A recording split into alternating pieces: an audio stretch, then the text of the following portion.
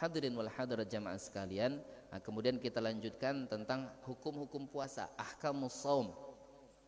As-shaumu ta'tarihi al-ahkamul arba'atu al-wujubu wan nadbu wal karahatu wal hurmah. Puasa itu mencakup beberapa hukum, yaitu 4 hukum. Yang pertama wajib, yang kedua sunnah, yang ketiga makruh, yang keempat haram.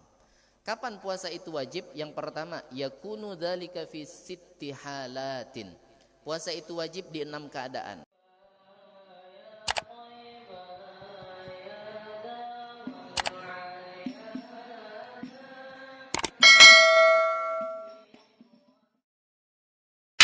Yang pertama, saum Ramadan, puasa bulan Ramadan. Insyaallah tinggal beberapa hari lagi kita masuk bulan suci Ramadan. Itu hukumnya wajib.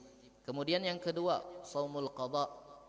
Kita laki-laki punya qadaan puasa kemarin bulan Ramadan mungkin karena sakit atau sebagainya, maka hukum mengqadanya wajib. Atau ibu-ibu yang perempuan misalnya punya halangan waktu tahun kemarin di Ramadan yang kemarin, ada beberapa hari tidak puasa, maka hukum puasanya itu wajib. Kemudian yang ketiga, puasa wajib itu saumul kafarah. Puasa untuk bayar kafarah. Kafarah ini tebusan. Ketika dia melakukan sesuatu yang di dalam hukum syariat, dia harus bayar tebusan. Apa itu diantaranya? Kafaratu ziharin. Kafaratu ziharin. Seperti bayar tebusan sumpah zihar. Sumpah zihar itu ada seorang suami, maaf, dia bilang istrinya, anti alayya ka zahri ummi. Dia bilang punggungmu sama seperti punggung ibuku. Itu tidak boleh tuh. Ada seorang suami bilang istrinya, punggungmu mirip dengan punggung ibuku. Maka dia tidak boleh menggauli istrinya kalau sudah mengatakan hal yang seperti itu, kecuali nanti setelah bayar kafarah. Di antara kafarahnya ialah berpuasa, wajib hukumnya. Kemudian wa kafarati qatlin. Ketika ada orang membunuh, naudzubillahi ta'ala min dzalik, di dalam hukum syariat, kalau ada orang yang membunuh tanpa hak, maka dia harus bayar. Kalau seandainya nanti dipastikan sama hakim di dalam hukum syariat, dia harus diqisas. Qisas itu bunuh balas bunuh. Di dalam hukum fikih tetap tidak gugur diyahnya, tebusannya. Kemudian nanti dia puasa. Puasa disebutnya puasa kafarah. Wa idza aujabna alaihi diyah lazimatul kafarah aidan wa hiya itqu raqabatin fa lam yastati fa siyamu syahrain mutatabi'ain. Di dalam kitab Syarah Yaqutun Nafis disebutkan, nanti kan dia bayar diyah 100 ekor onta yang kurang lebih 3M tadi. Dia tetap wajib puasa. Dia harus memerdekakan budak, cari budak yang beriman. Kalau tidak ada, maka dia puasa 2 bulan berturut-turut, tidak boleh terputus. Tuh. Tapi hukum Islam tidak diterapkan di kita. Makanya pembunuhan apa segala kriminal merajalela. Hadirin wal hadirat, itu yang ketiga. Kemudian apa lagi puasa yang wajib? Wajima'i Ramadan, berhubungan di bulan Ramadan. Ada pernah sahabat datang kepada Rasulullah sallallahu alaihi wasallam. Saya lupa nama sahabatnya. Pada saat datang dia bercerita, waqata alayya ma'a zaujati. Dia bilang saya berhubungan dengan istriku di bulan Ramadan di siang hari. Kata Nabi sallallahu alaihi wasallam, bayar kafarah, merdekakan budak. Kata ini sahabat, saya tidak mampu memerdekakan budak, karena memerdekakan budak itu pakai biaya juga. Misalnya kalau harganya misal 10 juta budaknya, harus bayar 10 juta, saya tidak mampu. Kalau tidak mampu, kata Nabi sallallahu alaihi wasallam, puasa 2 bulan berturut-turut. Kata ini sahabat, tidak sanggup saya puasa 2 bulan berturut-turut. Lama betul. Sebab misalnya 2 bulan berturut-turut, kita anggap 30 berarti 60 hari. 59 hari dia puasa, sehari batal, ngulang lagi dari awal. Tidak boleh terputus. 60 hari itu harus berturut-turut selama 2 bulan. 60 hari itu. Kata ini sahabat, saya tidak mampu ya Rasulullah. Kalau begitu kasih makan 60 orang miskin. Aduh ya Rasulullah, saya tidak punya makanan. Ya sudah, kata Nabi sallallahu alaihi wasallam, tuh ada kurma, ambil. Kalau bahasa kitanya di keranjang, tuh ambil, ada kurma di keranjang, kasih orang miskin. Ngadu lagi nih sahabat. Kata ini sahabat, ya Rasulullah, tidak ada yang paling miskin kecuali saya. Jadi akhirnya balik lagi ke dia. Nah ini yang kita ambil kesimpulan, salah satu puasa yang wajib itu ialah puasa kafarah ketika ada yang berhubungan di bulan Ramadan. Jadi setelah nanti tidak ada budak yang dimerdekakan, maka puasa 2 bulan. Nah budak, ini kalau kita cerita budak, di kita kan sudah tidak ada lagi budak. Budak itu asal usulnya, kata Syekh di dalam kitab Ibn Qasim atau kitab Hasyiatul Baijuri, asal usul budak itu bila ada antara muslim dan kafir yang berperang. Kemudian ketika ada orang kafir yang tertahan, ini ada 3 kriteria.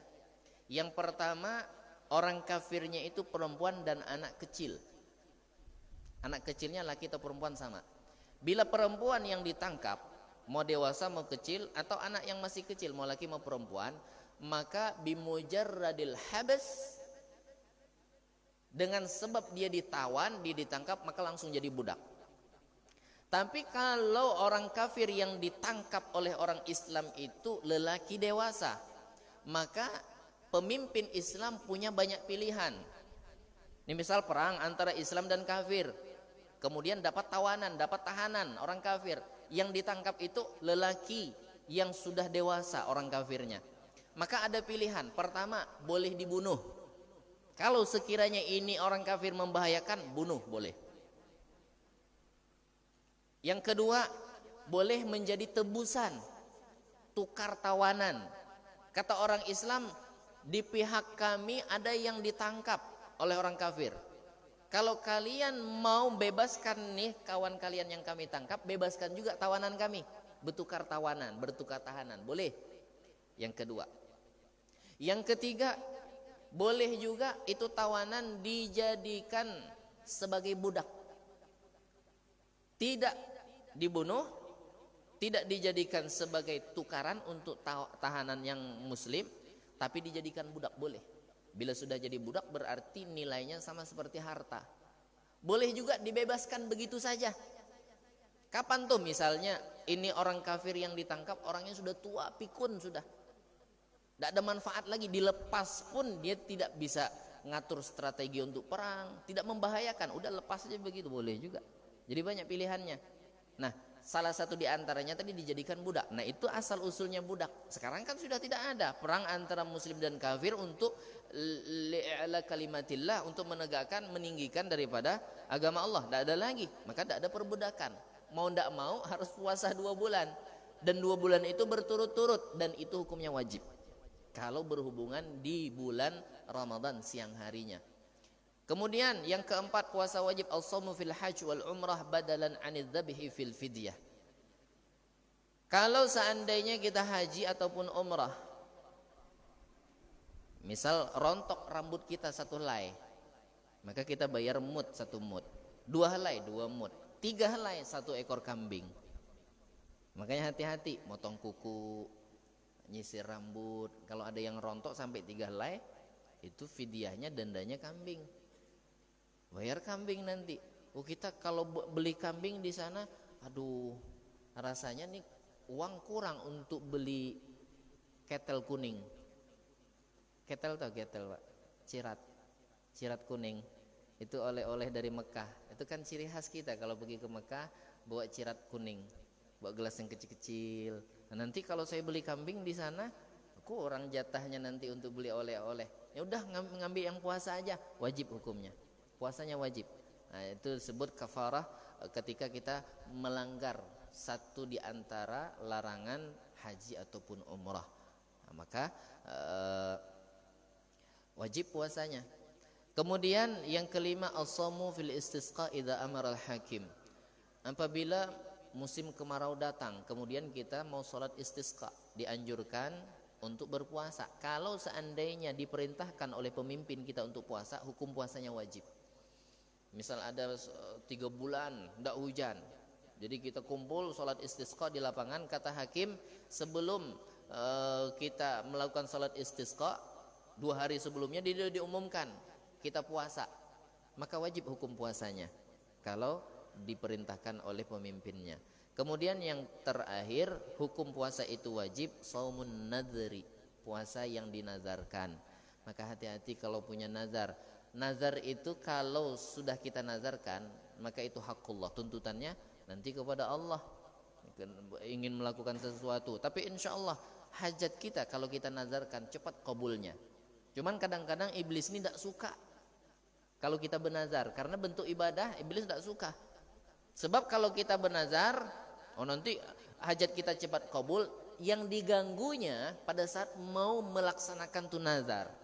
Makanya hati-hati, saya nanti kalau dapat anak laki-laki mau potong sapi, tuh hati-hati tuh, pikir-pikir dulu, kira-kira ada ndak bakal untuk beli sapi. Sapi mahal, bukan tidak boleh, tapi harus betul-betul kita pikirkan sebelumnya, karena ini janji dengan Allah sudah, hakullah sudah, kewajiban kita sudah. Maka kalau sudah kita nazarkan, menjadi wajib hukumnya. Begitu juga dengan puasa misalnya. Nanti kalau urusan saya ini selesai, saya mau puasa 1 bulan full, itu wajib tuh.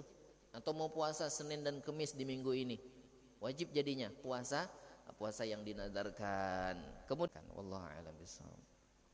Subhanakallahumma wa bihamdika asyhadu an la ilaha illa anta astaghfiruka wa atubu ilaik. Assalamualaikum warahmatullahi wabarakatuh.